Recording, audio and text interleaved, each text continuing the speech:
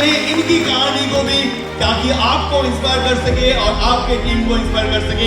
चलिए हैं जानते हैं इनकी जर्नी वेस्टेज में। Good morning to everybody. Myself Mrs. Rita Mohanty.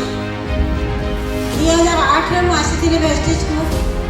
Nizar କିଛି ପ୍ରୋବ୍ଲେମ ଥିଲା, ଶାରୀରିକ ପ୍ରୋବ୍ଲେମ, ନିଜାର ଜଏଣ୍ଟ ପେନ୍ ଥିଲା।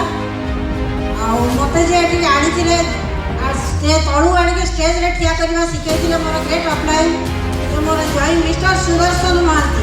ଗୋଟେ ଜୋରଦାର ତାଳି ଦେବା। ଜଏଣ୍ଟ ପେନ୍ ଭଲ କରିବା ପାଇଁ ମୁଁ ଆସିଥିଲି ପ୍ଲାଟଫର୍ମକୁ। କୌଣସି ମାଇଣ୍ଡସେଟ୍ କରିନଥିଲି କ୍ୟାରିୟର କରିବା ପାଇଁ।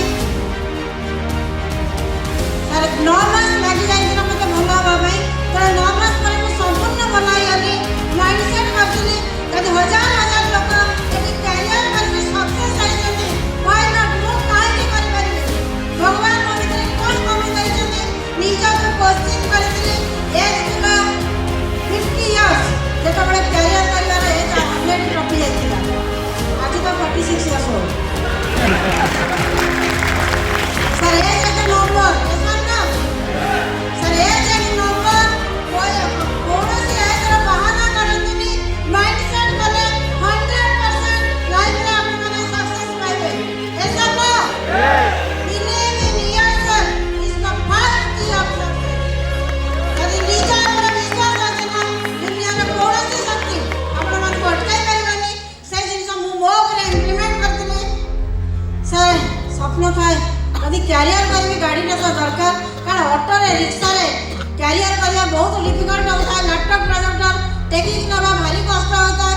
ପ୍ରଥମ କାର୍ ଆଚିଭମେଣ୍ଟ କରିଥିଲି 2 ଇୟର୍ସ ପରେ, ମାରୁତିର ରିଚ୍ କାର୍। ସେକେଣ୍ଡ କାର୍ ବେଲୋନ ନେଇଥିଲି। ଥାର୍ଡ କାର୍ ଆଜି 6 ବର୍ଷ ହେଲାଣି। ଏ ପ୍ଲାଟଫର୍ମ ମୋତେ ଦେଇଛି ଅଡ଼ି Q3 45 ଲାକ୍ସର ଗାଡ଼ି।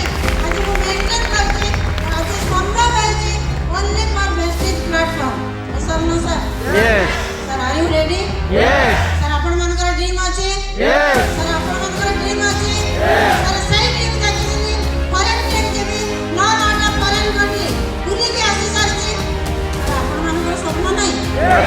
ସାର୍ ଆପଣମାନେ ବି ସେ ସ୍ୱପ୍ନକୁ ପୁରା କରିବେ। ଆଉ 2025ରେ ମୁଁ ସଂକଳ୍ପ ନେଇଛି, ଯିଏ ମୋର ପ୍ରତ୍ୟେକ ଟିମ୍ ମେମ୍ବର ମୋ ହାତ ଧରିକି ଯିଏ ବି ଚାଲିବ 100% ଲକ୍ଷ୍ୟ ଟଙ୍କା କ୍ରସ୍ କରିବ।